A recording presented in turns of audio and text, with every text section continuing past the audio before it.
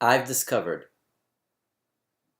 that analyzing bragging and its effect on people is instrumental to understanding rhetorics of leadership. In particular, bragging uses all the most fundamental principles of human psychology and all the most fundamental frameworks for analyzing rhetorics of leadership.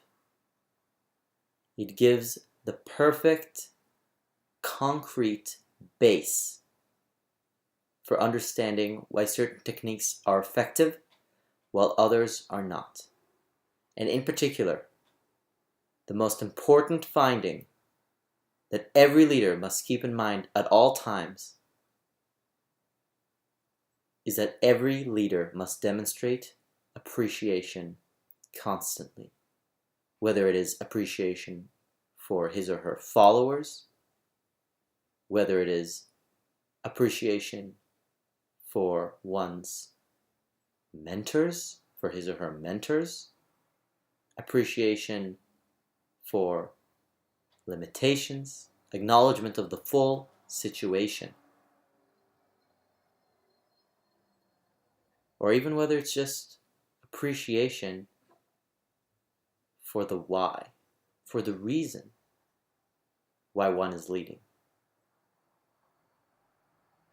Humble brag is defined in the Oxford English Dictionary: an ostensibly modest or self-deprecating statement whose actual purpose is to draw attention to something of which one is proud. And humble brags have been on the rise. Ever since the invention of Twitter, of Facebook, people have been bragging on social media. Here's an example. That awkward moment when you go to bodybuilding.com and the picture on the left side is you. This comment is a humble brag according to the definition because it's self-deprecating in the sense that the phenomenon is described as awkward. That is, the comment is self-deprecating. On the other hand, the actual purpose of the statement, of the tweet, is quite clearly to draw attention to something that the author was proud of. You can read more about the insane rise of humble bragging in the Washington Post and in the New York Times. You can find a Twitter feed, twitter.com/humblebrag, filled with a vast collection of humble brags retweeted. In fact, the author of that feed, twitter.com/humblebrag, Harris Whittles, wrote a book, Humble Brag: The Art of False Modesty, which contains an entire collection of these so-called humble brags. In fact, you can even go and find his Hall of Fame of humble brags and repeat offenders of the humble brag.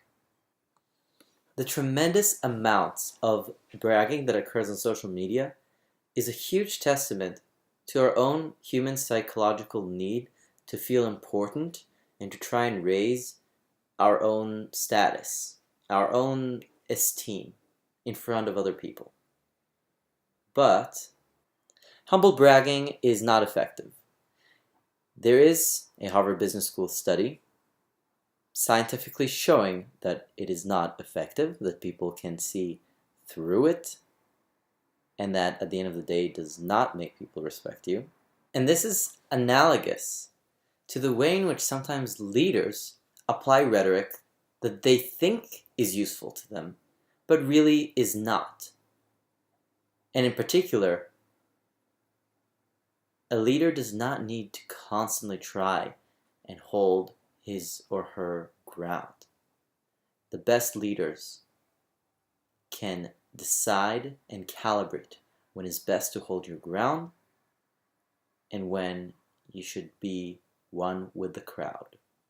Today, I propose a new definition for humble brag. An effective humble brag. A truly humble brag. It turns out that being able to act truly humble and to communicate milestones in a humble way allow leaders in powerful positions to lead better. Just because you're put in a position of power does not make you a strong leader. You can act in different kinds of rhetoric. I learned this both from my own personal experience,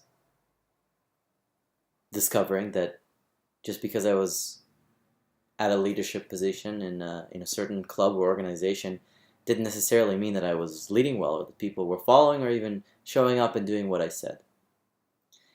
Meanwhile, I also spoke with a Comcast executive when I went to the Business Today conference, and this was their 41st International Conference in New York City, and he told the audience about how, in fact, there are many executives at Comcast who serve more as bosses than leaders. They have the authority, they can tell people what to do, but people don't necessarily follow them, they just obey, and there's a big difference there. And that's why it's important to study the rhetoric of leadership. Now, there are many different tools to analyze different kinds of rhetoric that we can try. For example, we have information from Lord and Brown, a certain framework that they've invented through their research and analysis, showing that leadership is best seen through a lens of looking at how the followers' self-concepts change based on the leader. And we can analyze certain kinds of rhetoric of leadership under that particular framework. Another very powerful framework that I think works in specificity with Lord and Brown is Keith Johnstone's idea of status.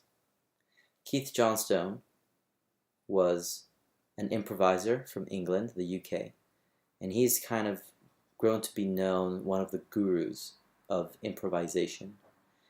In a way, he's laid the foundation for a lot of what we call improv today.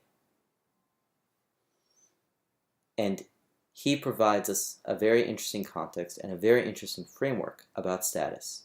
And this framework works hand in hand with Lord and Brown's idea of self-concept. Now, what does this all have to do with bragging? Well, as it turns out, bragging, humility, they can be analyzed through this framework too. They can be analyzed through the framework of status and through the intertwined framework of changing a follower's self-concept. As such, we can take bragging or humble bragging and different techniques thereof, and we can actually analyze their effect when used by leaders. And we can even observe leaders as evidence and see what kind of impact certain rhetorics have on different kinds of audience and how it works with these frameworks. At the end, what I've discovered by searching for evidence both in well-known leaders such as Steve Jobs or President Hennessy, the current president of Stanford as of 2016, and through looking at student leaders here at Stanford University, future leaders, we can see that in fact, in order to show humility, one must demonstrate a sort of appreciation, a full understanding of the situation. And this appreciation falls into different subsets. One has to admit to their limitations, to their vulnerabilities. One has to describe the amount of hard work that they've done. One has to give credit to others, explain why they do what they do, what kind of obligation, duty, or noble motive they have, and be thankful and show gratitude for everything that they've been given. These techniques all fall under appreciation. They are all effective methods for being humble. This research provides that evidence, as demonstrated by these leaders, as well as an analysis of using the framework of Lord and Brown and Keith Johnstone's idea of status to explain why exactly these particular techniques and these particular rhetoric are effective. Through it all, these techniques are effective not only to be humble, but to lead strongly.